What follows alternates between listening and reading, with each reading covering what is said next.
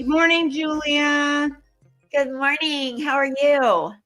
I would be okay if they weren't dumping human sludge across the street from me and I could actually go outside and smell the beautiful morning. So one day we'll talk about that. Yes, and I will change the subject just a little bit. I had a baby bunny out hopping around in my backyard this morning. It is like this big. So cute. So cute. So I was almost late because I was trying to get a picture of it, but of course he was not camera friendly. Well, I'm glad it's in your yard and not mine because that sounds like it's dog sized over here. Yeah. Oh yeah.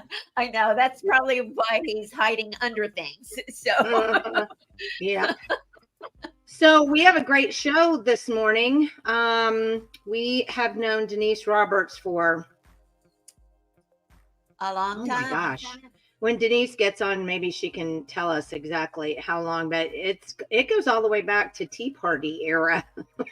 Well, and one of my favorite pictures is with Denise in front of the Glenn Beck Studios. So I love that picture. I should have put that on, dadgummit. I don't know why I didn't think about sticking that on, but because I think I still have that on my computer. I think I do too, and I almost sent it to you, but then I was distracted by the baby bunny. So, well, that's okay. I mean, you have to. The baby bunny does way up. It was way up there.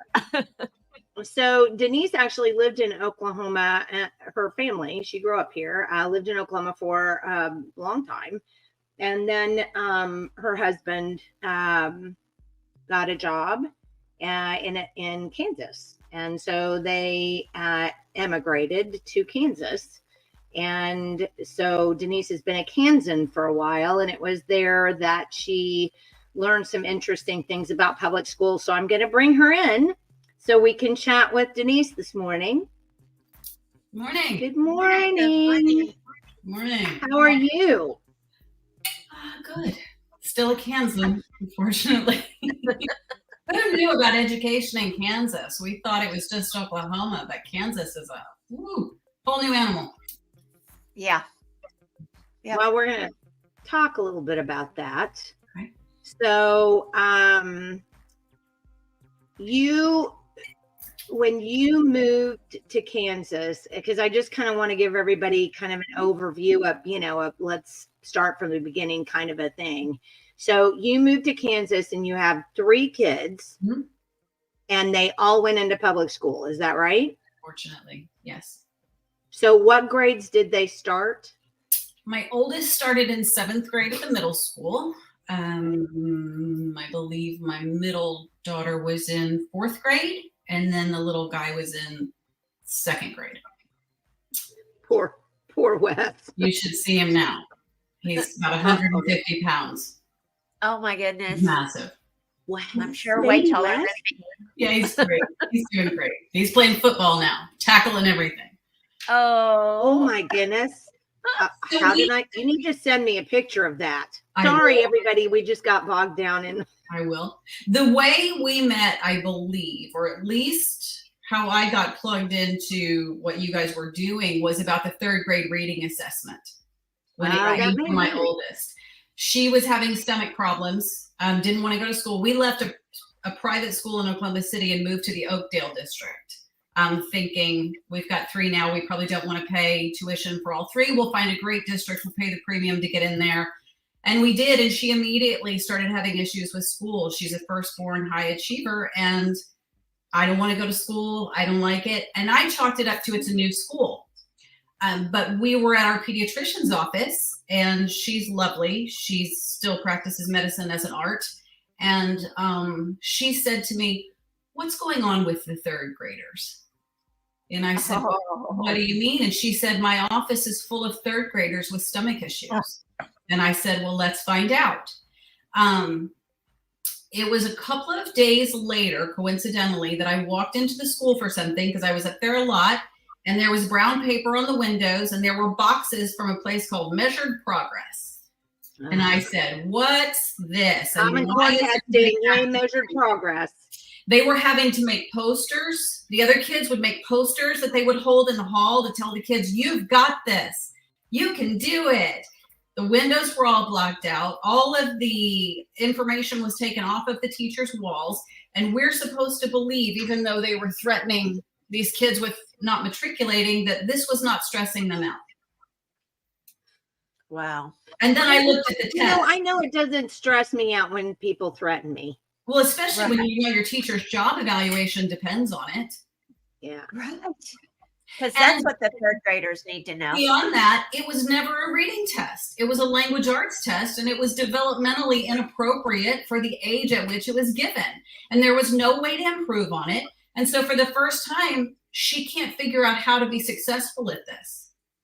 Oh, yeah. Wow. And that's when it started. And then, this is about Common Core. Oh, the Republicans brought us this. This came from my own party. Okay, so after going through that with you guys and getting this big win, right? We won. We wrote our own standards.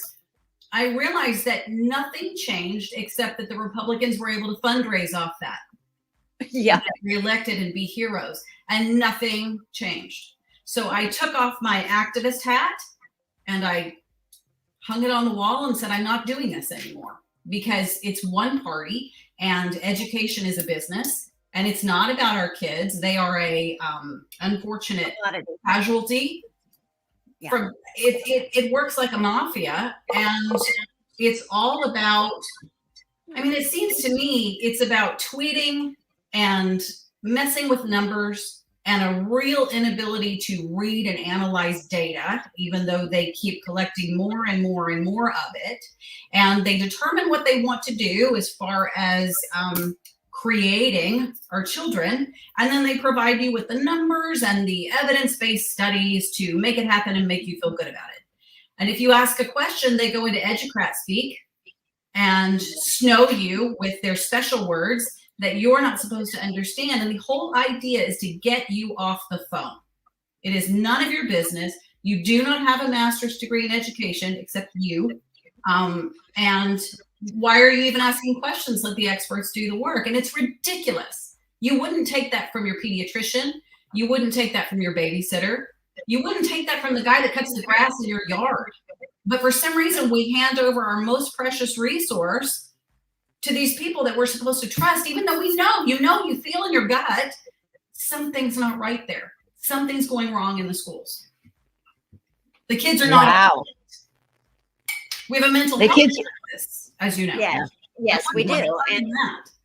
And I agree with that 1,000%. The mental health crisis. And again, Rahm Emanuel said, never let a crisis go to waste. So they created the mental health crisis. And now we've got mental health people that will take children from you if you don't comply in the schools. Yes. In the schools. I don't know that most parents understand the power of a social worker and the way that they are trained versus the way a licensed school guidance counselor is trained, or a professional counselor, or an LCSW is totally different. That training is different. They don't always have the developmental psych training that they need. Their job is to look for red flags.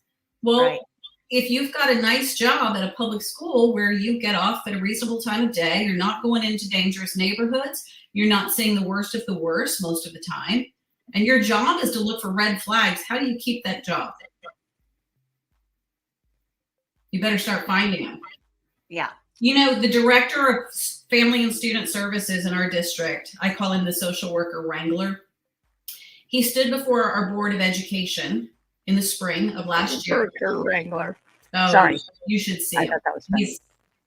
He's we're live, so I won't let my mouth go. Yes, don't get us in trouble. He proudly, as a means of saying we need more, told the Board of Education that his social workers logged 54,000 hours of touches with the kids in the district that year. Wait. What? They call them touches. Every time they have an encounter with a child, they call that a Well, touch. yeah, see, you touch my kid and all bets are off there. Yeah. Yeah, you're not touching my child. That's the word that they use to. Lovely. Not really they touching. report it into the database. I had a touch with this child. This is what happened. This was the resolution. Only I'm told that some of these touches go in as blind touches, which means that this social worker can be working with this child and put that record in as blind. And another social worker, because they don't see that, can be working with the same child. Oh boy. Okay. All in That school? seems odd. So you have two social workers working with the same child, then is what you're saying? And neither knows what the other is doing because these are blind entries. Ew. Fun times. We have a lot of social workers doing a lot of work up here.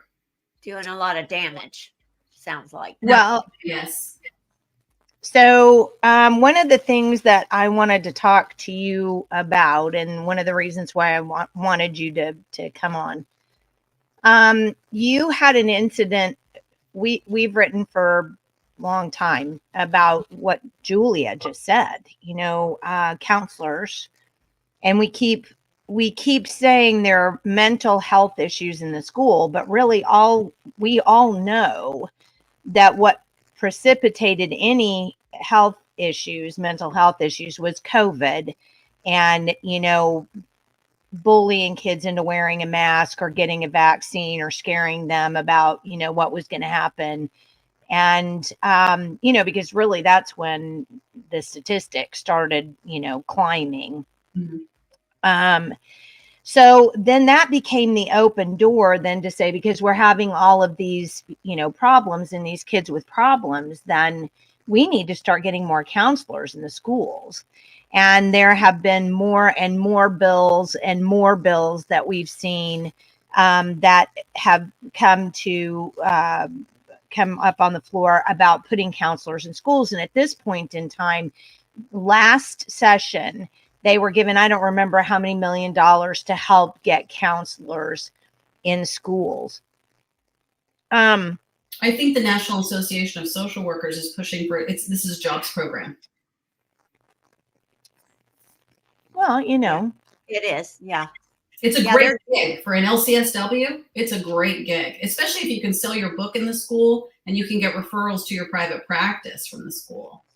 Well, and that's interesting that you say that, because years and years ago, we had a friend who was in the southeast part of the state, and his son was in public school there, and they were having something, and this has been years ago. So, Julia, do you remember that? That was Howard, and he sent us this an intake sheet that the school was giving out to all kids. Mm-hmm. And so basically, that's been years ago. So this is ongoing. It's not as though, this has suddenly come to the forefront, but I will say that I think they have slowly been making this over and over the years, mm-hmm. a bigger issue and putting more emphasis on it, because the whole bottom line was to get counselors in the school. So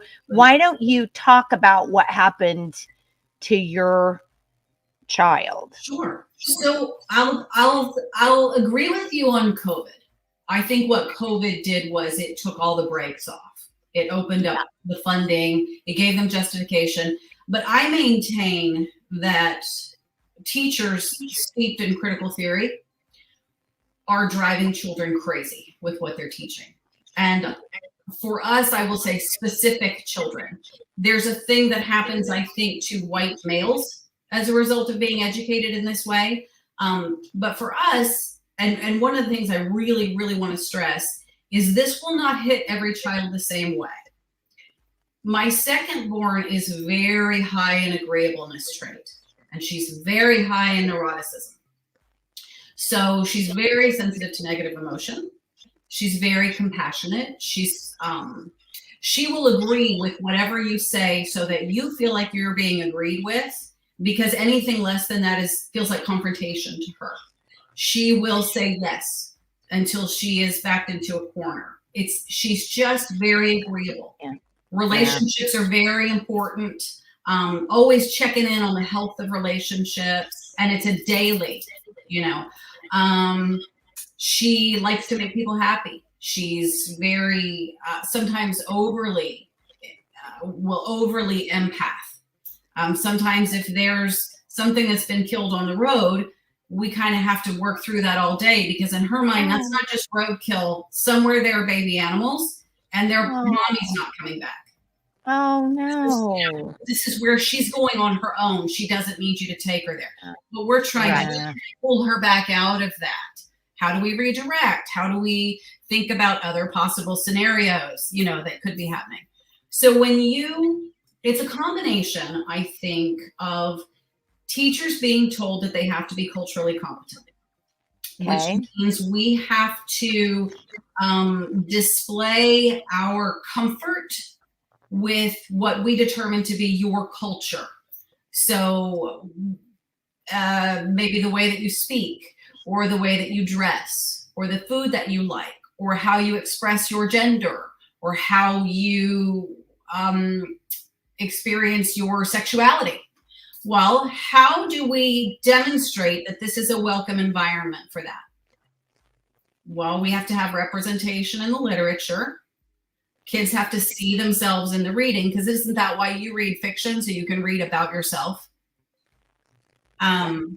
You have to have a pride flag. You have to have a Black Lives Matter flag, because you have to demonstrate that you're culturally competent. That all comes through the DEIB training, and you're evaluated for that. I think many teachers are really on board with it, so they get really excited about it. I think other teachers go through the motions and do their best to get through the training without being called out, which is becoming harder and harder to do if you see the training. The other thing is the social emotional learning. So back in 2014, remember, we were all anti-bully, no one bullied. Bully became part of the lexicon, and it encompassed way more activities than it used to. Okay, so teachers are interfering all the time because we don't want anyone to feel bullied. But the CDC changed the definition of bullying.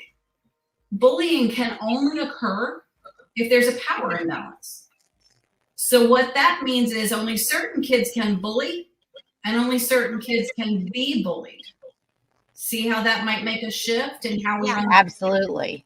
Okay. Well, I always called it the bullying training rather than anti-bullying. But I saw through it immediately.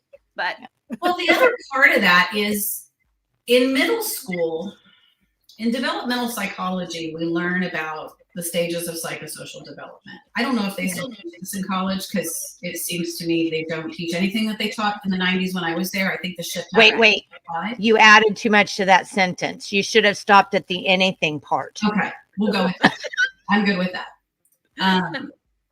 I have two in college. So during adolescence, it's the reason if you go to the middle school and you look out what the kids are doing, all the girls will be standing the same, wearing the same clothes to the point that it looks like a uniform. They speak the same, with the same cadence. They drop their voice into a fry place. They wear their hair the same. The challenge of that stage of development, and if you don't work through that stage and meet that challenge, that's when personality disorders start to develop, is that you have to fit into the tribe. Because the worst thing that can happen is social isolation, because that's dangerous. In your prehistoric mind, you have to be part of the tribe where there's not safety. There's not shelter. There's not food. You're isolated. You can't survive. So kids, I never thought about it like that. And I've had multiple teenage girls, but that's 100% accurate. That's why I tell parents, buy the shoes. If all the girls are wearing the same shorts, buy the shorts. There's a study where they took a herd of zebra and they painted a red X on one zebra. Guess which one got eaten? Wow. Because the black and white is used to camouflage, and Right. that red X singled that zebra out, and the lion was able to zero in on it. It's important for survival that they be able to fit in. And it used to be, if a kid was really being bullied physically or tormented, then teachers would intervene. But now we're being proactive about it. And so if you have a kid who's maybe not fitting into the group, this is the challenge that they're supposed to meet. If you interfere in that, what have you just told them? If the teacher comes in and says, we're not going to bully so-and-so, we're all going to sit down and do some restorative work, what have you just told that child? You can't be successful in this challenge without my help. You just hobble that child. Now, moving into the high school years, we're getting older. This is when we're developing identity. We're differentiating, figuring out who we are, what we like, and who we want to be. We're pulling away from our parents. We're trying new things. We're still tethered, right, to the community, but we're reaching out and maybe I like that hat. I'm not sure how it'll go. Oh, I'm nervous, but I'm going to wear it. And then I'm going to go to school and I'm going to get feedback. And I'm either going to incorporate this into my wardrobe because it felt good and everybody liked it. Or if somebody says, that looks ridiculous, that's the dumbest hat I've ever seen, you're maybe going to take it off and save it for another time. We're trying new things. What they're doing with this relentless focus on elements of your identity is pulling those things apart. Kids are supposed to be doing this on their own. And it's not time at age 12 to determine your sexuality or your gender, or to adopt, I am a Black person, or I am a Hispanic person. This is a time where you're supposed to be experimenting. Our job is just to create a safe space. We're not supposed to be interfering in this. This is hobbling children. When you start doing that, and you'll see it in the pictures that I showed you, you're going to start seeing children feeling like they're disintegrating, like they're being pulled in directions. And a lot of times they can't voice that because they're too young. They don't know. They just know, they know what it feels like, but they can't tell you. And so when they get in the car, you're going to see anxiety, and you're going to see angst, and you're going to see tears, and you're going to see worry, and you're going to see eating problems. And sometimes you're going to see cutting. But if you say, hey, did someone try to parse out elements of your identity today and make you commit to something? You're not going to have that conversation in the car. And it also takes them to this place where they're relentlessly focused on self. Who am I? What do I identify as? What is my gender? Who am I attracted to? What categories do I belong in? They're not supposed to be doing that. It's self-focus, and we know what self-focus leads to. Right. So in the SEL stuff, in the social emotional learning, I would love for you to see that video and tell me. So if you tell the teacher, I don't want my child exposed to these ideas that sexuality is a spectrum, that most people fall somewhere within that spectrum, that gender is a social construct, and that it's performative. Okay, well, that may not be in the lesson. But after everything that I've told you, I would love you to see the video, which was shown to her 7th grade first quarter. Okay, I'm downloading it now. So the one that's the second step video. Yes. And I bet 90% of your listeners, if they call the public school, their local public school, they'll find that they're using second step. Really? Mm-hmm. Okay, let's see if I can. Let me see if I can. This will not come up as curriculum, and they do not want you to see it.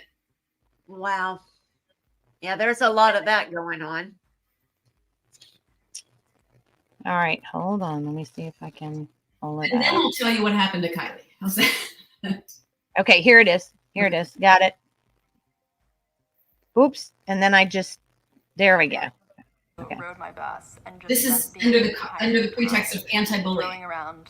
Okay, hold on a second. Let me back it up. There were a couple guys who rode my bus and just spent the entire time throwing around like homophobic slurs and talking about how much they like hated and feared and felt disgusted by gay people. When I came to school in September, it was a lot of conversations. People would ask their friends like, oh, is that a boy or a girl? Or like, what is that boy wearing? Or like, is that boy wearing a skirt? Just really ignorant things that I found to be really offensive and really hurtful. It made learning very difficult, and it made just walking from class to class very difficult, and staying happy and keeping my grades up difficult. People would just call me like gay and like names and stuff, and people would just like pick on me and just left me out of like things, you know. I was feeling really depressed. I felt really bad for the person they were talking about, and it kind of just made me feel like, wow, these people are really mean, you know. It just creates fear, and it just makes people want to hide. It lets people know that school is a place where there is this type of judgment, and where people are going to judge you for how you express yourself, and are going to talk about it, and are going to perpetuate these stigmas, and I don't think that's okay at all. It's hard to see people who might be different to be picked on like that. I like to see different, because that's what makes us human.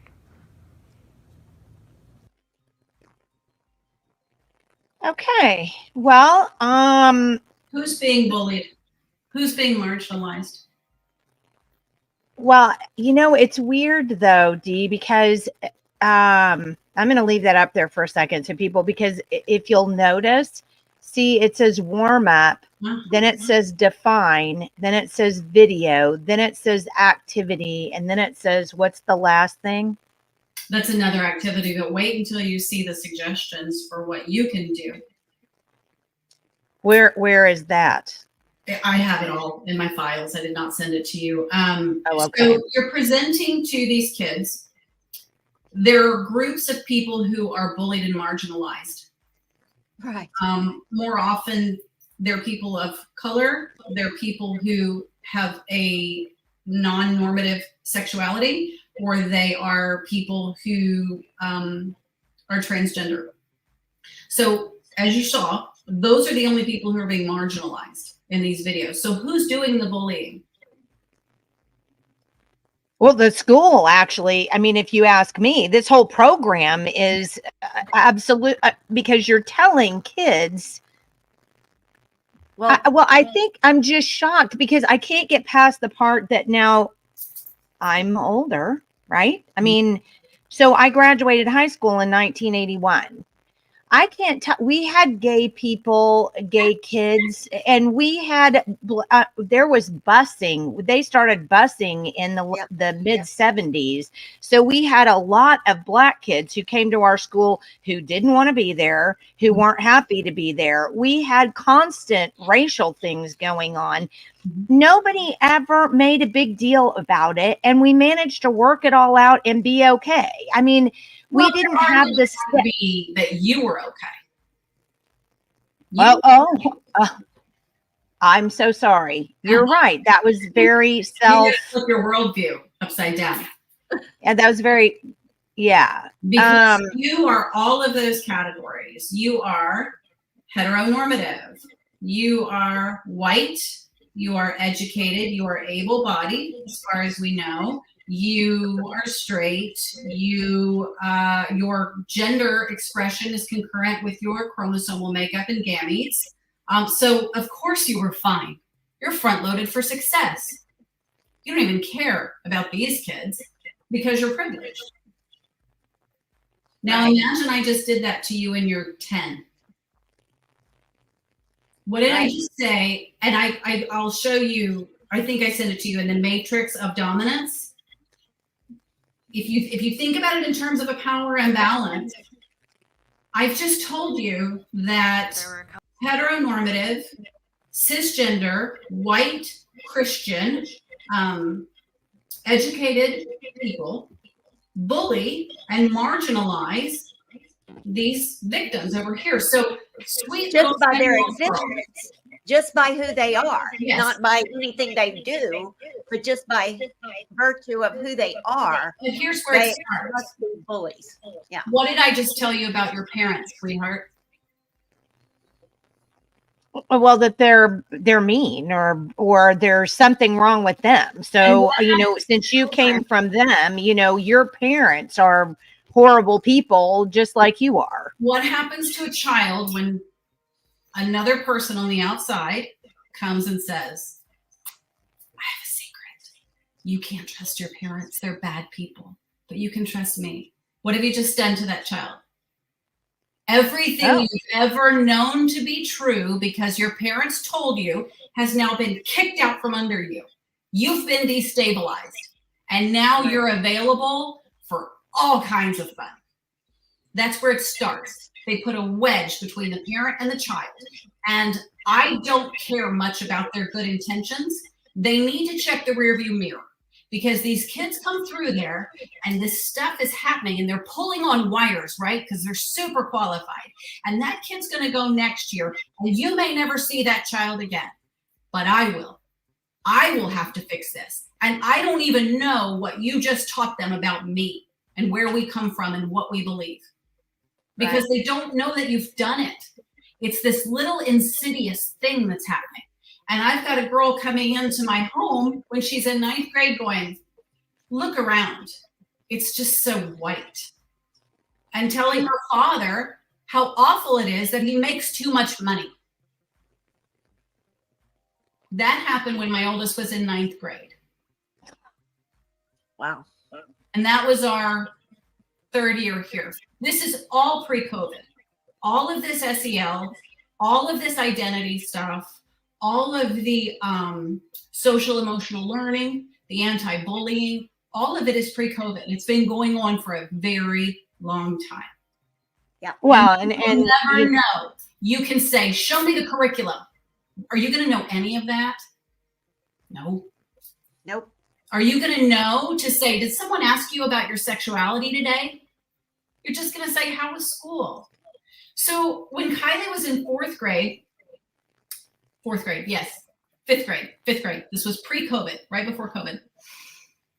She gets in the car one day, and we all know what adolescent girls do when they get together in out-group and burn witches and that kind of stuff.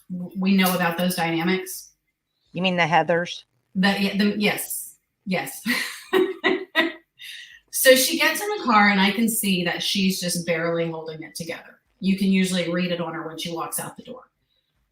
And she gets in the car, and we're talking about an agreeable child. Remember, we're talking about a child who wants to please you, make you happy, and is now finding out that she's apparently a bully by her very existence. It's violence to other people. She says, well, there's a girl. The tears start coming. There's a girl, and she was saying her name is Tomorrow. And her pronouns are this and that. Keep in mind, she's known this girl for a couple of years, and she's only known her as this person. And so I know that that's weird, but I wanted to do the right thing. And so at lunchtime, I called her Tomorrow. Well, her gender is apparently fluid. And by lunchtime, she had changed her name to Jupiter. And I called her Tomorrow. So I dead named her. And I'm transphobic. And she told all the other girls that I dead named her and I was transphobic. Wow. This is a weapon. This is a weapon. And so I don't know any of this stuff is going on. I was so naive. And so I said, well, we just don't do that. We don't bully people, and we don't try to put girls in the corner. I mean, I know this is a power dynamic at play, and we're not going to participate in that. That was 4th grade. The social emotional learning had been going on the whole time. So I get an email that says, we need your permission, because this was something they were doing in conjunction with the State Department of Health, to do a before and after. Red flag right there. Wait, they're the heroes in this story. Oh no. Yeah, they are actually. Oh my gosh. They are. The only reason that was sent was because the Department of Health requires permission to do this. So I said, okay, you want, as you know, because I am your child, my children do not take surveys. We are opted out of all surveys. I cannot give consent for their 18-year-old selves. I refuse to do that. You'll have to wait until they're 18 and then you can get their consent. Right. We want to do a survey before and after the second step lesson.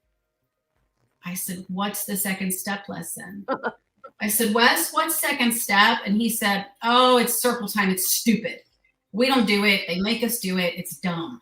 So I'm like, okay. Kylie, what's second step?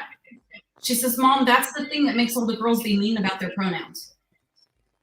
And I went, okay, I got to find out about second step. Well, there was a little thing on the email that said, if you have any further questions, you can call the health department.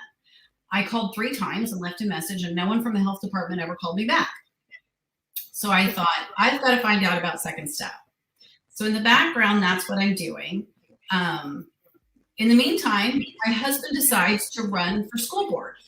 He did not have the time. He did not want to do it, but I was ready to pull our kids out of that place. And he said, as a last ditch effort, I'll try.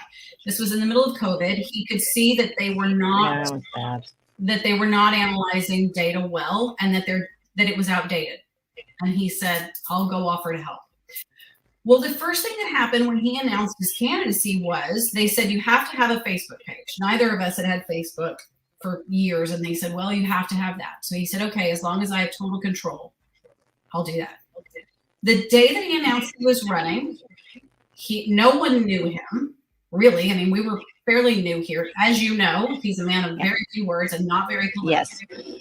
All of a sudden, we start getting these attacks on his Facebook. And I start looking into these people. It's ELA teachers, social workers, and trans activists.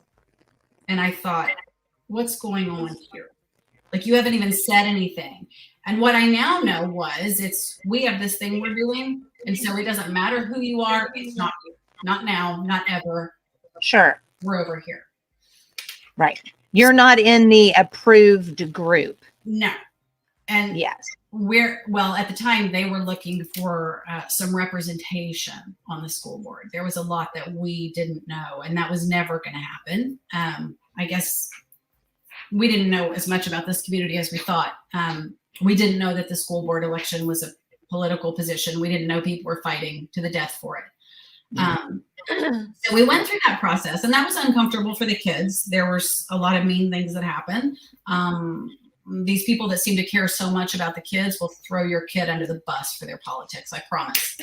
And they'll bully you, but they're against bullying. And they'll threaten you, but they're against threatening. And, it's righteous. Correct. Yeah. And I have to tell you this. Guess who was teaching the anti-bullying program in Yukon when my kids were in high school? I'm scared to know. Alicia Priest. The head of the OEA. Okay. Of course. She is the head of the OEA. So we run a ridiculous campaign where Zach is, the page is still there. You can go read it. All he was trying to do is say, let's define terms. And one of the things that concerned me was they were talking about being inclusive in their hiring. And I thought, okay, well, what does that mean, inclusive? That means we're not going to make judgment calls about lifestyle, presentation, values. We're wide open for hiring for people we put with children because we're inclusive. It's great. Right. So we're well, don't forget the word inclusive is actually the opposite, because you would think inclusive means, something very specific and right. but it's not. It's exclusive. It means that anything goes. Yes. Anything except if you're white Sure. or make a certain amount of money, or you're Christian, or you're heterosexual, Or you don't agree with us. or you don't agree. So yeah, if you're in any of those 5 categories, you're out of the you're excommunicated from the inclusivity. Yes. Yeah. My question regarding that was, so what is a red flag? What would cause you to not hire someone to be with children? What did they say? Well, I mean, that's just a question. I haven't gotten an answer to that. Oh, okay. You Gotcha. say we're inclusive and we have inclusive hiring practices in who we leave these children with. What do you now consider a red flag? Is there anything? So you mean like what's just happened, that one of our friends who publishes a Substack has just recently published a Substack about the fact that there is in Western Heights, which is in Oklahoma City, basically public school, there is a drag queen that is a principal. And in Western, he started the drag queen story hour. Mhm. Oh, and he also has another drag queen buddy that has also been hired by that school district. I'll tell you more about that later. Well, this Yeah, is and he- culturally competent, and this is providing representation, because children need to see mirrors and doors in their reading, and they need to see people who look like them in positions of success so that they know I can do that. Because anyway, and they have to feel safe, or they can't learn all that. So with that being the backdrop, November 2nd, the day of the election, Zach is on call. We know it's going to go badly. We don't want to be sitting around people to watch that. right. So I'm staying at home and I'm trying to help Kylie with her math. Well, she has decided after 2 years of Zoom school that she's just not good at math. So things are starting to look a little better. I'm helping her and we're doing one of the lessons. And I said, do you have a book? No, I don't have a book. And I said, well, how did the teacher tell you to do this? And she said, I wasn't there. And I said, what do you mean you weren't there?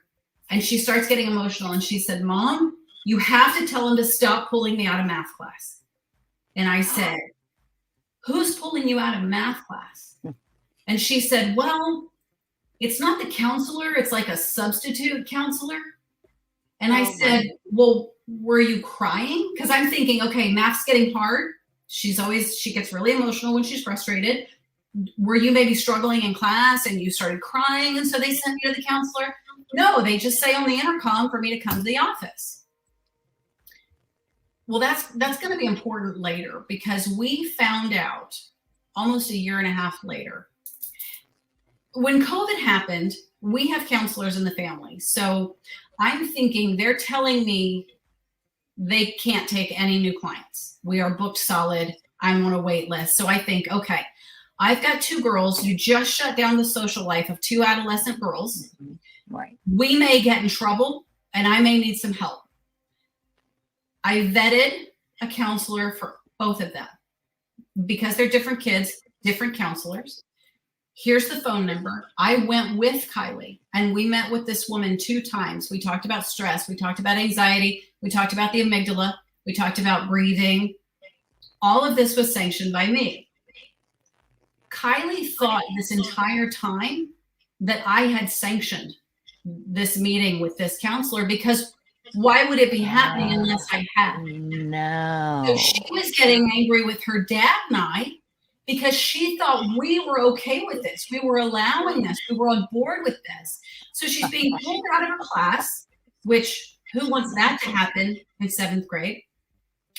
She's being told by this counselor, which is a social worker, and it turns out it was a practicum student, that they need to have weekly check-ins. And Kylie, are you okay with that? Well, remember what an agreeable girl says. Sure, I'm okay with that. She hated it. She does not want to sit with a stranger and talk about her feelings.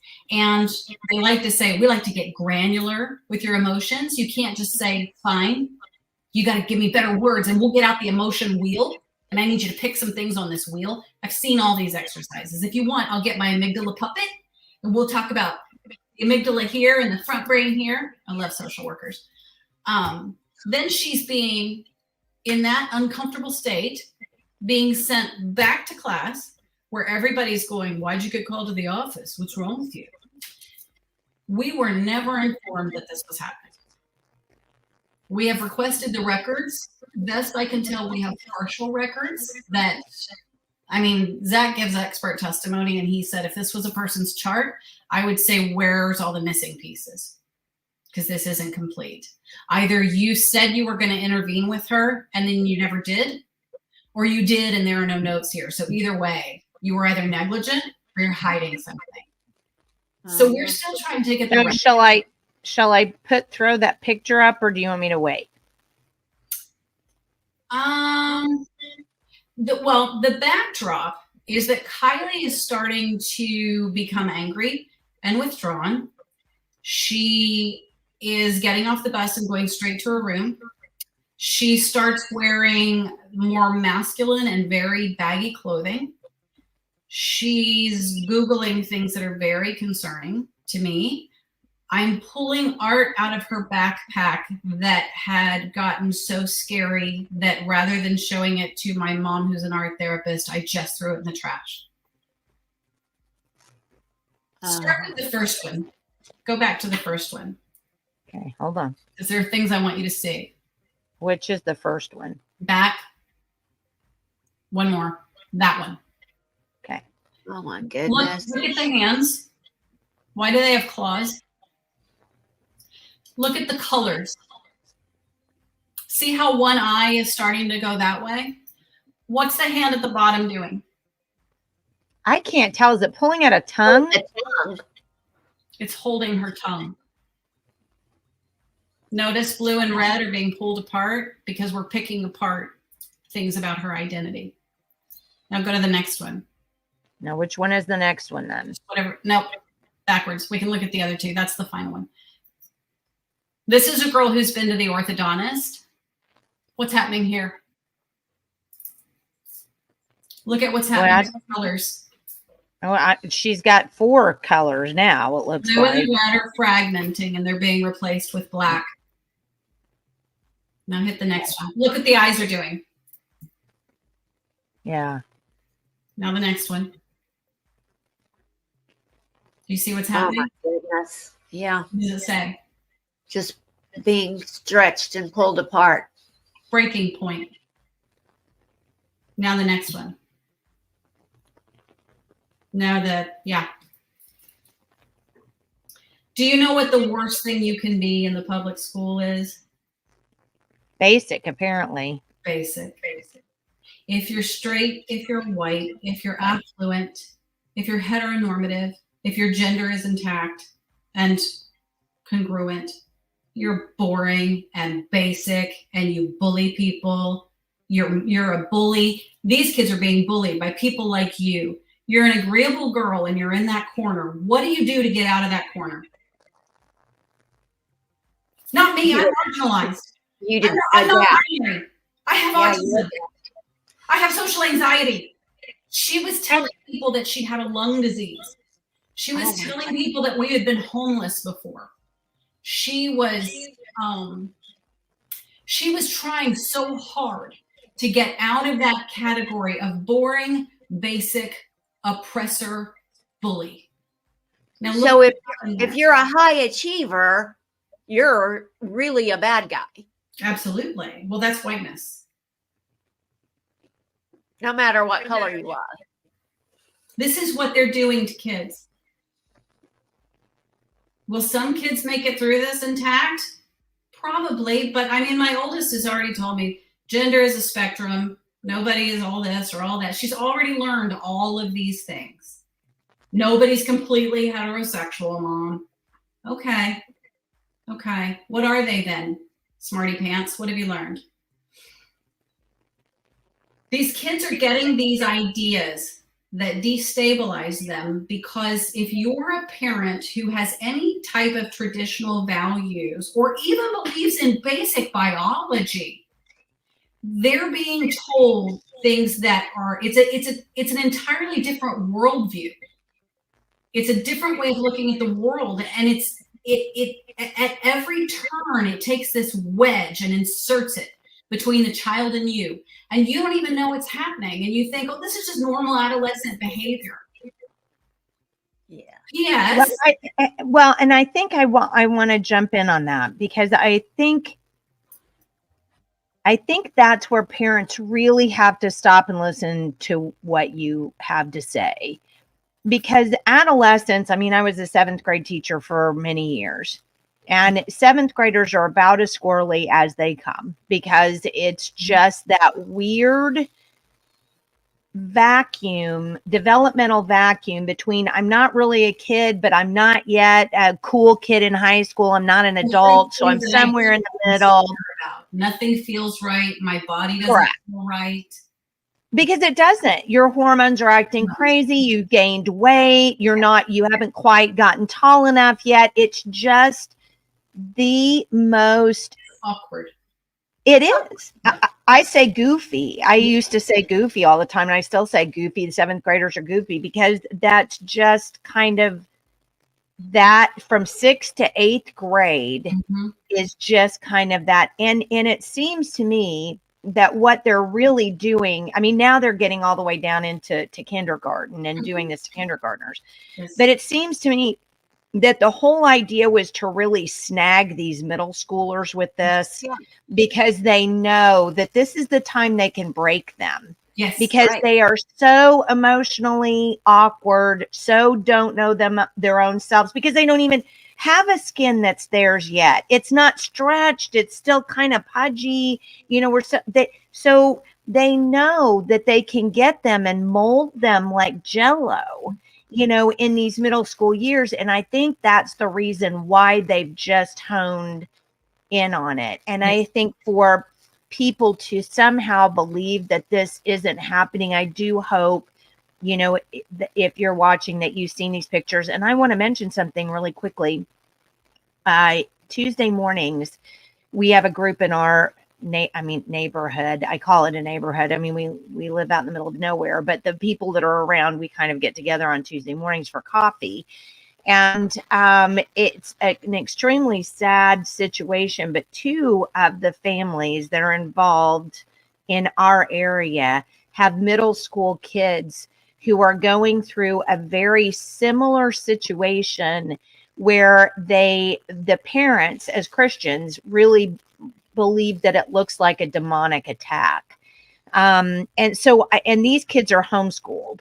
So I think that it's gotten outside of the public school. And now if you allow your kid to be on social media of any kind, it's bleeding out from that public school nonsense and bleeding into your child that you're trying to keep out of that space.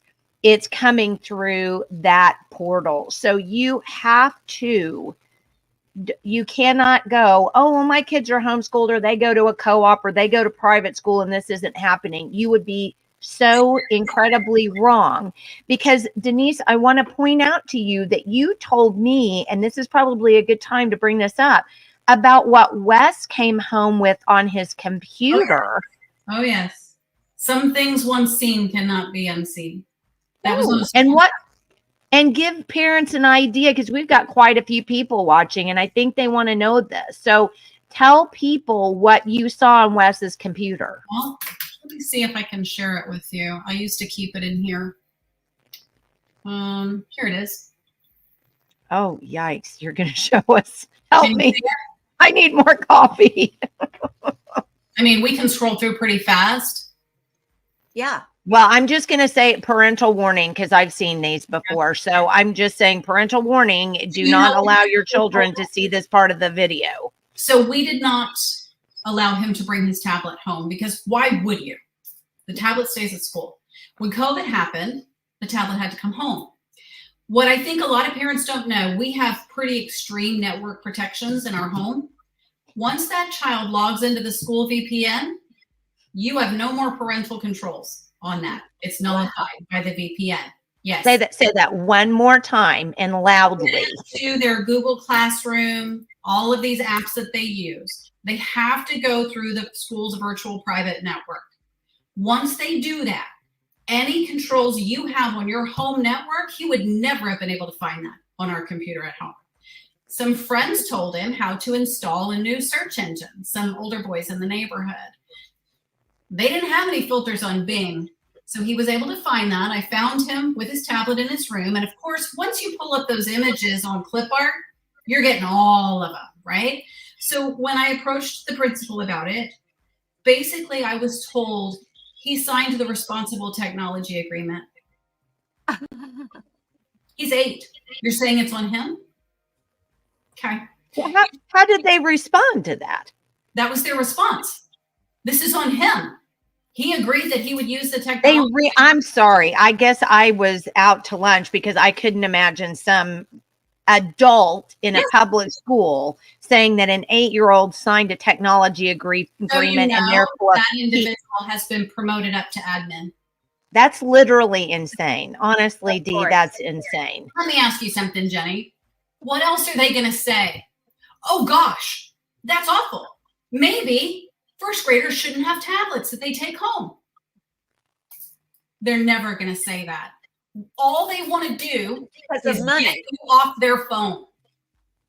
Yeah. Get off my phone. When we moved here, Kylie's in 4th grade, watching her math scores. Every semester, her math scores are going down. After the 3rd semester, I call, same guy. Hey, I'm seeing that Kylie's math scores are steadily dropping. Has anyone caught this? What are we doing? What's happening? Do I need to get some help? Well, you know, she's still on grade level. And I'm like, when I brought her to you, she was above grade level. How far are we going to let this go? And then he goes into the education speak. I love the admin speak. Well, you know, we really feel like Kylie needs to have agency in her own education, and we want her to be in the driver's seat. And I'm like, well, she's been telling you that she's struggling at math, and she's been telling me, what more could she do to be the driver of her own education? She told her mom. Her mom's coming to tell you, this is circular. This is circular. And what happens to the kids whose parents aren't looking at the map scores? I think we're seeing it. I think we're seeing it. So show a couple of those things from show what Wes found. Show what Wes found on the computer, because I want parents to be shocked. I mean, I really do, because this was coming from the school. And in the future, this kind of content will be available to our Patreon subscribers. But today, you get it for free. Great. Ready. Love the fruit. The fruit's my favorite. Mm-hmm. Wait, it's not sharing. Oh. Yeah. No, it's not sharing. What do I click on to share it? Okay, go to your hamburger file, and it should say share screen is what it should say. A hamburger file. Oh, the little dots. The little dots look on your, yeah. I don't have that option. You can't share your screen? Yeah, beside your mic. Beside on your picture. Like, or is it under present? Does it say present at the bottom? I'm not sure. So yeah, I'm not either. Bottom. Yeah, there it is. Okay. Share screen. It takes a second. I'm assuming I'm going to do it in a window. Yeah, share. Notes. Share. Can you see it now? No, it's not coming up. I don't know what I did. I'm not. Well, what we'll do is what Julia said, and you can stay on and we'll record it after we're done, and we'll pop it up in our Patreon account. And if you want to go see what the school allowed her youngest child, how old was Wes at the time? 8 years old. First grade. 8. Oh, first grade. Let's try that. Now, can you see? I think it's. Yes, I do. If we just add it to. There it is. Oh, wow. We opened a wormhole. Yeah, I might have done that. Yeah. All right. Well, we're over an hour, so we'll do that in a little bit. But what happened with Kylie? Because I know people after seeing those pictures. Tell us what happened with Kylie. It's been a year and a half of unraveling what was going on.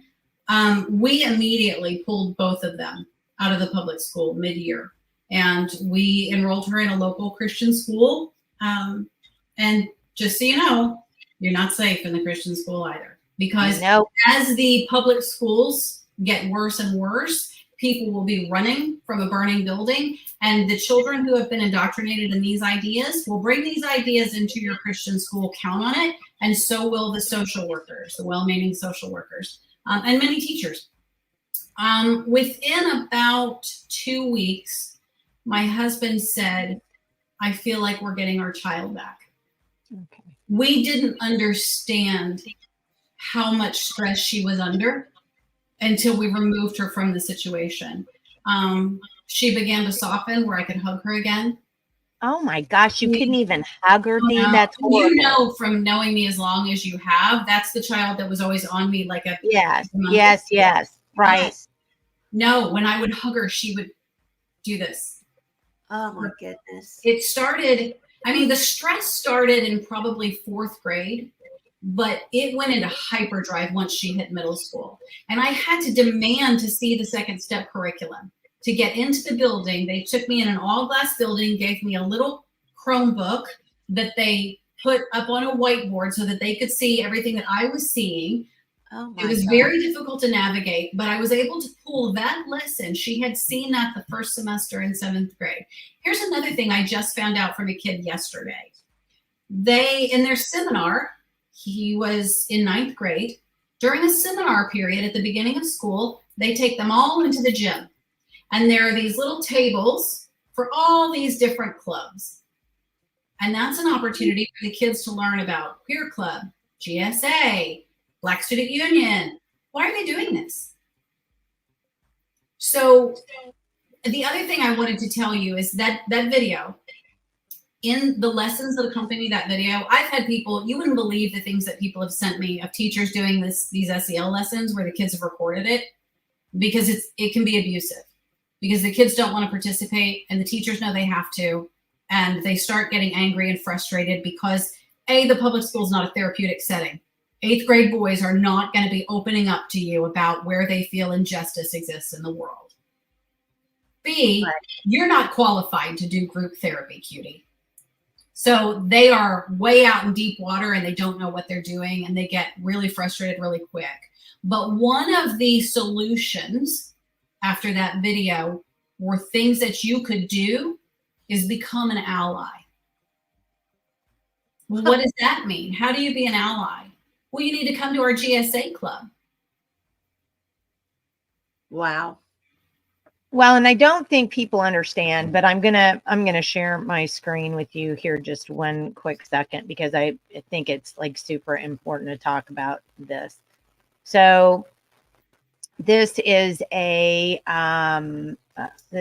from our blog, and sadly I think I wrote this in 21, so this is 9/8/21. This has been that long ago, and I think here's what I want to show you: roadmap to the Oklahoma State Department of Education SEL and counseling services anti-racist propaganda and behavioral survey. So if you think we don't have this in Oklahoma, you are so very wrong. We do have it. You know that we were opted out of surveys, and the thing that prompted the second visit was the counselor told me she gave some low-end responses on her panorama survey. I said, we're opted out of those surveys. And what do you mean low end? Well, then because they like to talk in circles they just want you to go away. She said, well, I caution you to say low end. I was like, sweetie, that wasn't my word. That was your word. So it turns out she had answered 3 out of 5 on resilience and grit or something. Yes. So even though legally they're not allowed to give her a survey, if I've opted her out of it, they did it and I have no recourse. Yeah. And they used the results of that survey to prompt an intervention. I was going to show some of the surveys. So this is part of the survey that they give in what was Kylie's grade. This is 7th grade. It's called the Youth Risk Behavior Survey, and it's done by the CDC, and it's supposed to fall under the PPRA, the Parental Rights federal law that says that no school can give your child a survey that talks about sex, their sexual behaviors, or their political views, or anything about their family. We have those. And there's a way to get around the PPRA, and that's by going to the Oklahoma State Department of Health and having the Oklahoma State Department of Health because then it's state centered and it's not a federal survey, right? So our Oklahoma State Department of Health gave it. And here's a couple of the questions. The last time you had sexual intercourse with an opposite sex partner. See the assumption. What? There's an assumption in that. Correct. Exactly. Absolutely. Of course. That's what kids do. Yes. Yeah. Well, and also too, it says opposite sex partner, meaning that it could be a same sex partner or, whatever. During your life. And then it goes on, during your life, with whom have you had sexual contact? I've never had sexual contact. Females, males, and females. Which of the following best describes you? Heterosexual, gay, or lesbian, bisexual. I describe my sexual identity some other way. I'm not sure about my sexual identity. I do not know what this question is asking. So it's just like what you said in 7th grade, and me as a teacher of 7th grade students know for a fact. These kids are goofy. Yes. And so you're going to give them a survey with these questions on it. And either one of two things is going to happen. Number one, it's going to put ideas in their noggin that they didn't really have before, wasn't really even thinking about. Or you're going to have, and it's mainly boys, but some girls do it too, just say stupid things on the survey, just because why would you answer the survey? I'm in 7th grade, I'm goofy, right? So there's another one that's on here. Oh, yeah. This is another one, the Student Risk Screening Scale. That came out too. And basically, you can see on there, it says elementary school, middle, and high school student. And, do you steal? Do you lie, cheat, and sneak? Do you have a behavioral problem, peer rejection? I mean, then there's this Oklahoma Transform School Climate Transformation Survey that has all these really horrible questions in those that you can. So they have lies, cheat, and steal, and peer rejection all in the same category. Yeah. Okay. Things that the reason I asked about it, because normally I wouldn't have worried. I would have thought she's opted out of surveys, so she won't get this one. Right. They were specifically asking to do a survey before and after the second step lesson. So if you're doing a survey before, you're doing a survey after, what are you looking for? Right. You're seeing if you change their mind. Bingo. Yep. You're talking about my child's thoughts, feelings, emotions, viewpoints, and you want to know if you just affected change in that. How dare you? How do we? They are basically asking, how do we best groom your child? That's what they're. Yeah. Essentially, and frankly, if you really want to get crazy, who's guilty of wrongthink? Who's not amenable to being convinced? Who has problematic ideas that they're not willing to change, even when presented information about, look how these people are bullied? Who's got problem thoughts? Someone that. Oh, and this is the panorama. You just said that Kylie had a panorama survey. This comes from Panorama Ed, and look at this. SEL and equity are interwoven. Oh, they'll it's tell a, you. Yes. Yeah. Their goal is transformation. There you go. Right. Rising up together, spotlighting transformative SEL and practice with Latinx youth. And, this is all school counselors, the American School Counselor Association. And there's a lot of spirituality infused into SEL. Right. So this is just, and I was going to show one other thing too on here if I can actually find where it was. I think I'll wait until I I'll stop sharing for now so I can find it. But you know, the bottom line is this: school counselors are anymore. It used to be that they were there to help your child maybe navigate some classes, you know, to get you plugged into some different resources, but to work with your parents to do that, or to help you with, you know, getting into college. That's not what these people are for anymore. No. And I would caution you about using the word counselor. Right. Because a licensed school guidance counselor has to have 5 years classroom experience. So even if they don't have children of their own, they've at least had 5 years with students, and they're not a 22-year-old, I just graduated, I'm here to change the world and liberate your consciousness, sweetie, because your parents are so backwards. Right. So most of our districts will not pay a licensed school guidance counselor anymore. We have, LCSW. if you want more information on the counselors and all of that, there's a great website out there. It's called courageasahabit.org. Oh, yeah. They have amazing. And if anybody knows how to get a hold of Mr. Louis, we would love to have him on. I can do it. Okay, thank I can you. do it. Yep, we want him on a podcast, and we hadn't been able to reach him so far. He's fantastic, and he's really, really busy. This is what you were talking about before, Dee, about the school counselors pushing the GSAs, the genders and sexualities. If you've got a kid that's not confused about their gender, even through all this, they're still pretty solid. Well, you want to be an ally. We need allies. Come on. Don't you want to use your voice to stand up for people who are marginalized and bullied? You want to be a good person, right? Next thing you know, you're the GSA learning all kinds of stuff. And here comes the love bomb. We're your family now. We're your glitter family. We have a teacher in this district who's transitioning, and I have screenshots of him being referred to as Seahorse Dad, and these children are on her social media referring to her as Seahorse Dad. So if you have strong Christian values, you are the worst of the worst. Absolutely. Absolutely. Yes, this is a clash of worldviews. When I first started digging into this, I very quickly, and I didn't understand it at the time, now that I've really researched it, these people, for the most part, I am guessing, just based on what I've read, not stating this as fact, what I read indicates to me that these people believe in ideas like collective salvation.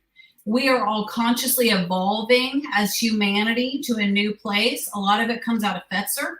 A lot of it comes out of UNESCO and the United Nations. But we can't get there unless we all get there together. There's no room for my Jesus in that. Right. Why would I send my child into that? Right. It's and even if your child is going to try to hold on to some shred of their Christianity, okay, Jesus plus this, plus some meditation, plus some mindfulness, plus we're going to go to the calming room and we're going to hear some raindrops, and we're going to put some essential oils on you, or we're going to do yoga, exercise. It's all this extra.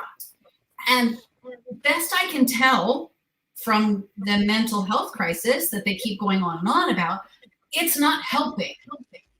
It's not helping. It's getting worse.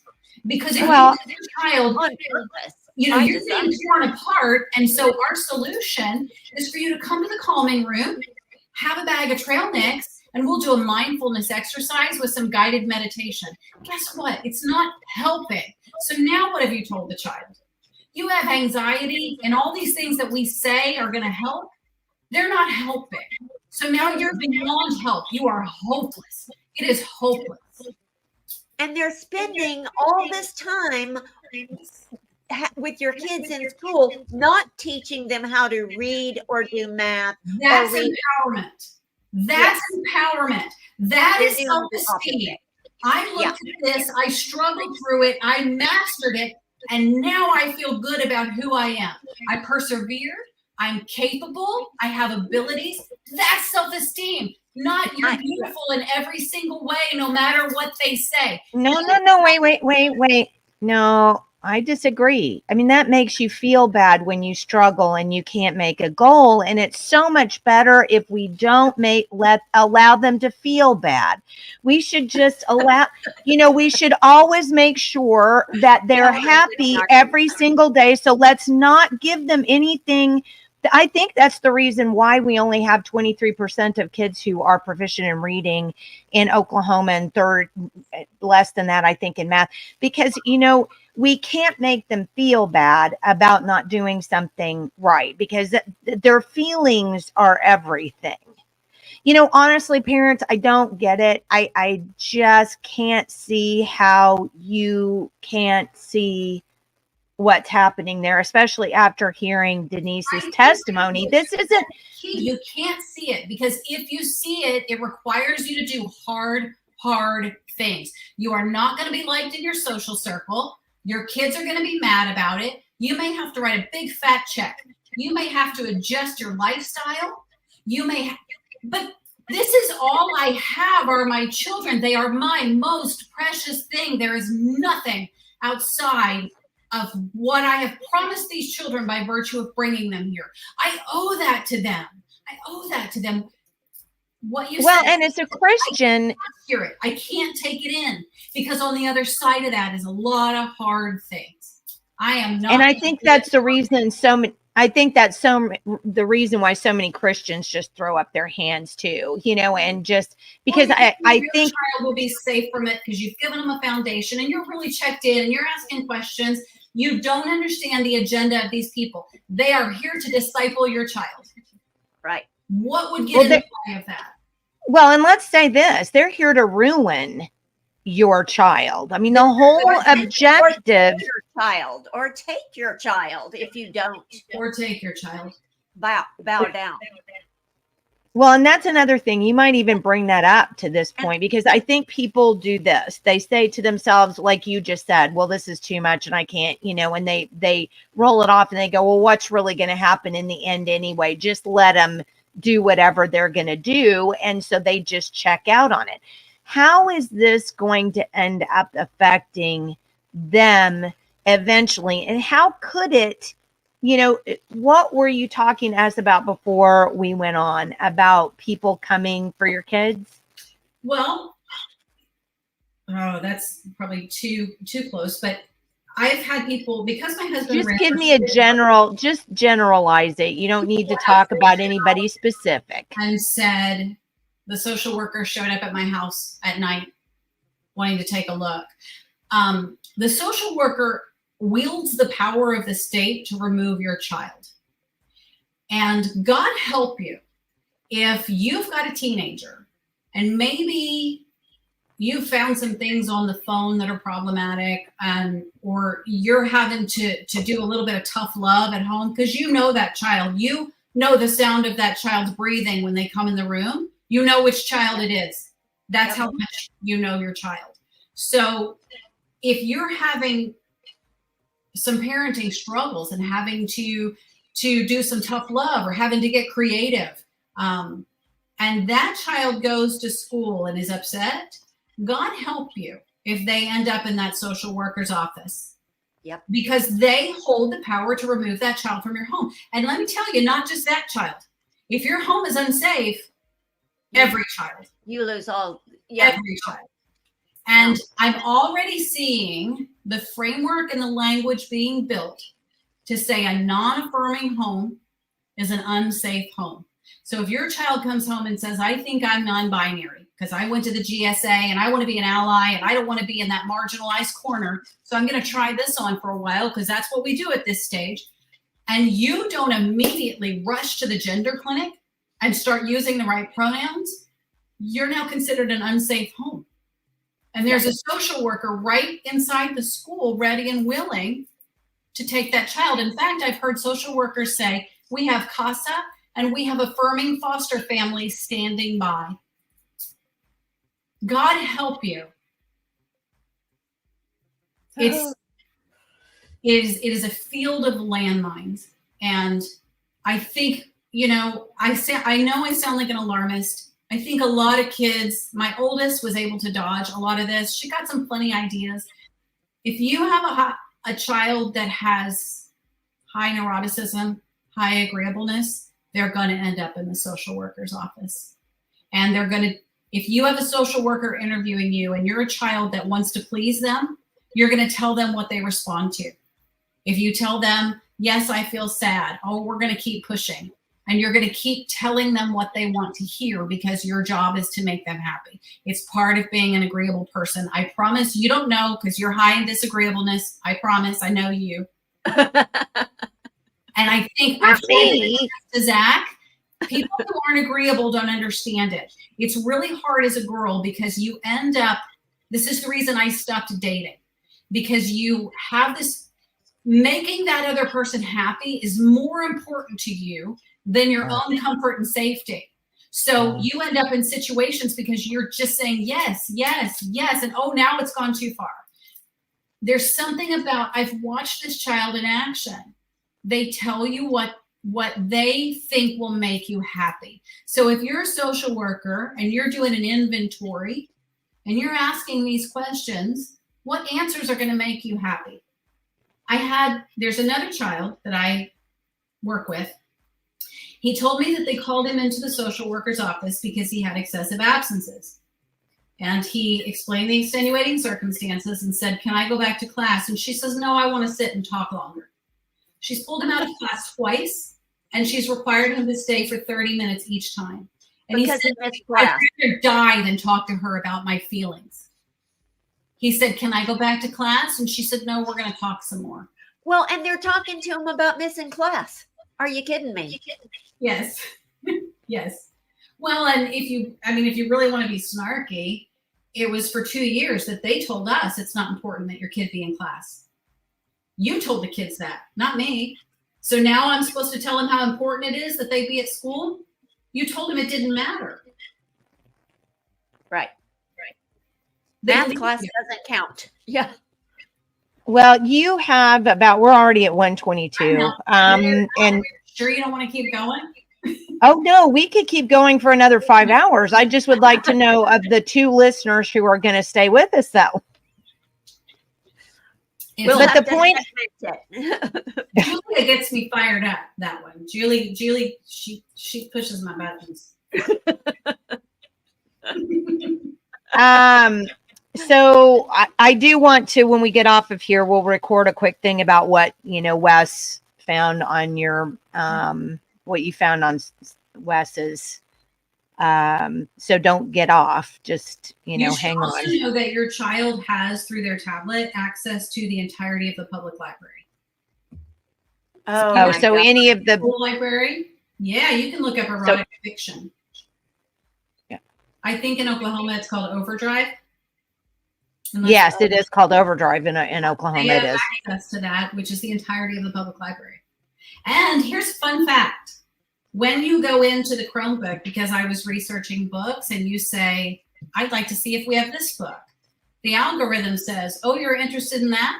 Then you'll be interested in this. And you might like this. And you might like young adult lesbian fiction. And you might like this. And you might like this. And the algorithm takes over, and it's now making suggestions based on what you looked at for what you might also like to look at. And that's a good point. Again, I don't know how, Julie, how many years have we said Chromebooks are bad, get Chromebooks out? And how many years have school bonds indebted people's properties so that they could get these Chromebooks in here because we had to have them so that kids can look up porn on the internet? No, it's the data. They want that data. At first, Bill Gates was just passing them out for. He's so benevolent. Really, yes. He's so benevolent. So thoughtful, offering all these to these children. Oh, and they need to be relicensed every year, and the Chromebooks break after a year. We had to fight to get, my youngest is now in middle school, and they have to have a device. So we said we want it to be an Apple tablet so that it will plug into our network and we can put our parental controls. Right. Oh Correct. no, they need a Chromebook. It's $149. So I'm at the school meeting and they say, yeah, they break every year. You have to get another one every year. And Wes is going, it's embarrassing. Everybody else has a Chromebook and I'm over there with my Apple tablet. So I'm sorry that your mom is trying to keep you safe. Because he's at the age where he wants to be part of the tribe. Yeah. But they break every year and they have to be replaced. Yeah. Well, you have a bunch more stuff that because once you found out what was going on, and I do want to close out with this. Okay. So of all the years I've known you, and we've been talking about, how really, honestly, you should just get your kids out of public school.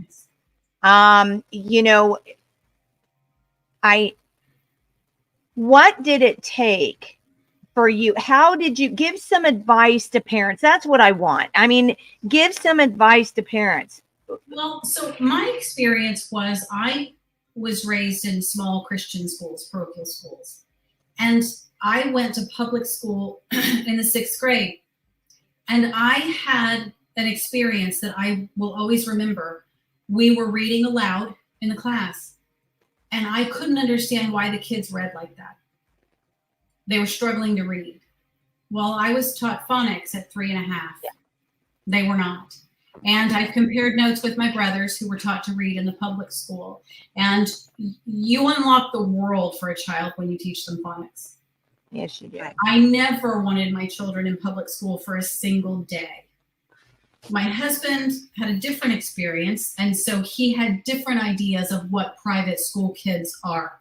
So we did this a lot. And what private school involves, and sometimes what homeschool involves, is only one parent can work, or there's a check that has to be written. So we went back and forth, and ultimately at the end of the day, my husband is the head of our home. And I function as the neck. And I try really hard to turn it. He was willing to, in the middle of managing the COVID center as a trauma surgeon, he was willing to run for school board in this town before he would pull them out of public school. The day that he found out that this student had been pulling our daughter out of class and doing this with her, he said, get them out today. Today. They're out. That was November 2nd. By the 2nd week of December, they were out of there. That's what it took for him. For me, I never wanted him there. Never. And as you know, I was always poking around.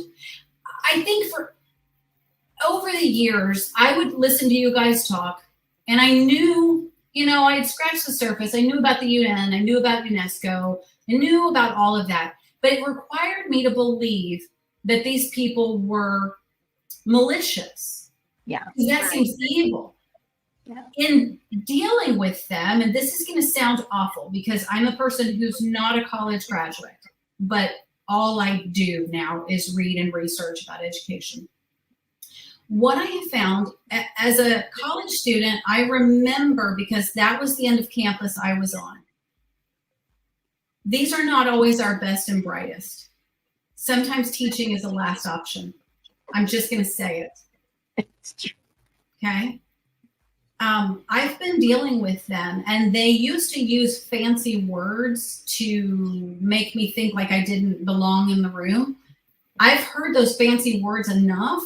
They don't even know what those words mean. Yeah. It's like secret code language. And it's the same thing I found out about my legislators. Sometimes it's just the guy that lives on your block, and he's not the smartest guy on the block. I feel the same about their educators, and I can't think of anything more important than who's pouring into them 8 hours a day for the conscious part of their day.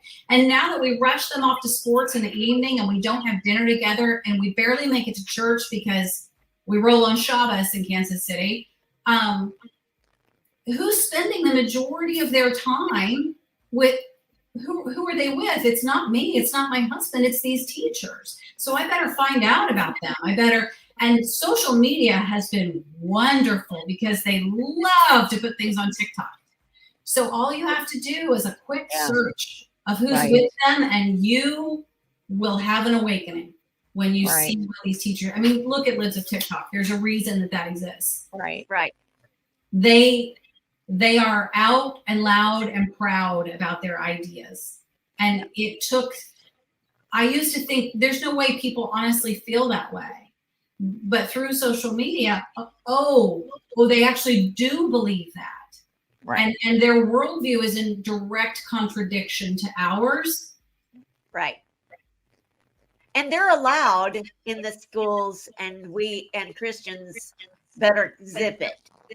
Oh, I think I've determined this is a religion. It is. It is. Yeah.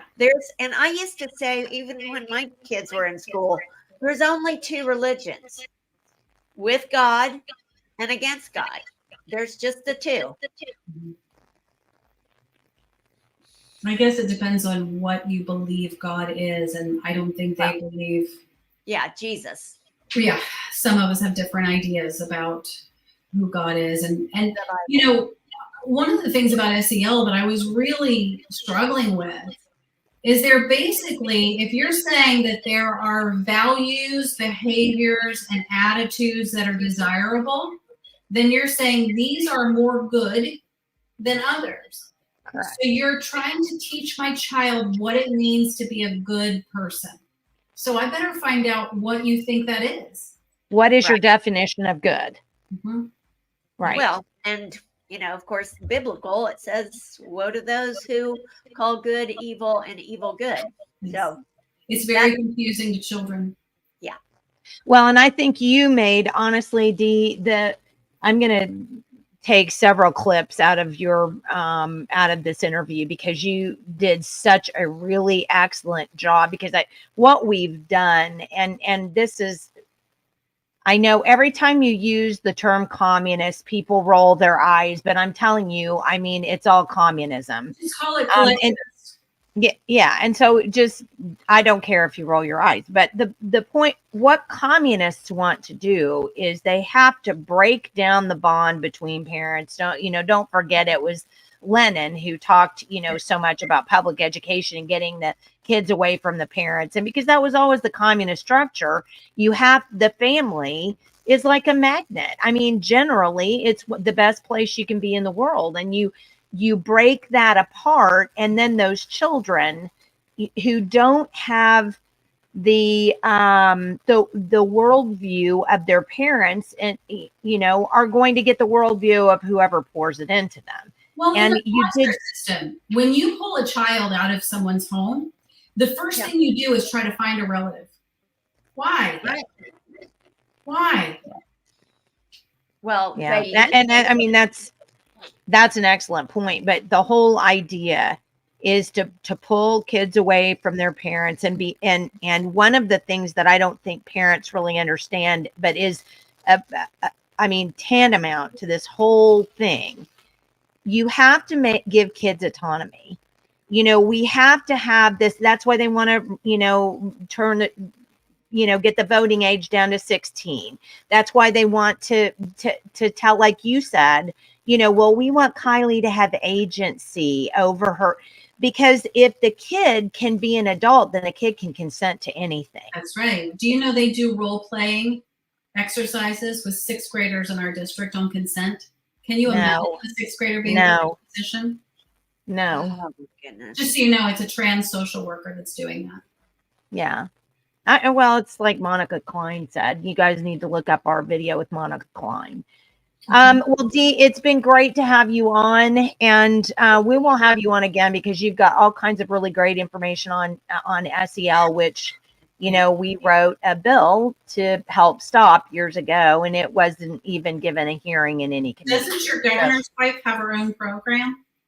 Yes, our governor's wife does have her own SEL private program. Thank you for bringing that up, which was actually introduced in the legislative process. We were to use her particular program in community schools. So yes, we needn't forget, the people who are in power set the rules. Yes. Do you all have medical clinics in your high schools yet? We do. Not We all do, of them. and they're expanding it as fast as they can. Tammy West and Rhonda Baker, and then Senator Dwayne Pemberton. who said he did not see Karl Marx in the bushes. And we're like, that's because you don't know what Karl Marx looks like. Because he's there. Maybe it was Lenin. Yeah. Yeah. Oh, yeah. And he didn't know the difference between the two of them. He didn't know about the beard versus the mustache. Right. Our DEIB coordinator, I listened to him on a podcast, and he said the same thing. It's like they look and see communists in the trees. Why do they think this is communism? And then he goes on this whole entire rant about the community and the collective.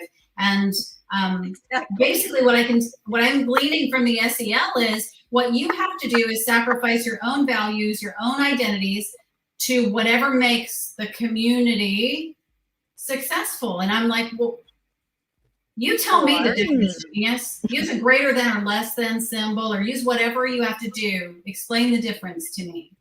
Because I'm just a parent. I'm just a mom. What do I know? A parent that's done more research than all of them did to get their college degree. Yeah. Well, when all of this started, I had actually gone back to school. And it got to the point that I asked the advisor, are there any classes that this has not infected? And she said, no. Yeah. So I thought, why am I paying for this? Right. I remember going back to college in 2010 at OU, and I came home and I said, Zach, some sort of mind virus has taken over these kids, and the things that they say, they don't even understand that they're a joke, and they believe this stuff. Yeah. So I saw it back then, but it's on a whole nother level now. And it really, I say religion, it really behaves more like a cult. Yes. No, it is. Well, I'd agree with that too. All right, we're going to get off of here. But thank you so much for being on with us today. We will have Denise back at another time. Stay with us. Don't go out. Yeah. Yeah. We will record after we finish going live here. We will record with Denise something that we'll put up on our Patreon account. So please go to Patreon, look us up. We're Reclaim Oklahoma Parent Empowerment, and join us today. We just have an $8 entry level, and of course you can donate at any time on our site, which you can see right down at the bottom is rope2.org/donate. And we take Give, Send, Go. We have Venmo, we have PayPal, and you can send a check. So we're happy to accept any anything that you would be happy to give us. So this work doesn't pay. No, it does not. It does not. No, it does not. We've done it out of our grocery budget for a lot of years. But glad to do it. But sometimes you want to do something a little bit bigger, like podcast. Yes. Yeah. And it's not cheap to do a podcast. So anyway, so thank you again for being with us. We'll see you again on Friday. And on Friday we have Julia. Linda Murphy's coming on yes. Friday. Linda. And she's been fighting the battle of education for decades. And I laughed. She sent me her bio and I just laughed. I said, okay, that would be like the entire newsletter if I put all of the things that you've done. And so I abbreviated it. What you see is not all that she's done. Yeah. But anyway, she's got a lot of experience and she's worked with us for years, and I can't wait to visit with her on what's going on now. You know, like us after Common Core, we all tried to quit, but there was no stopping. So anyway, so Linda Murphy. All right. So we will see you again on Friday. And don't forget, we're live at 9 o'clock in the morning, CDT.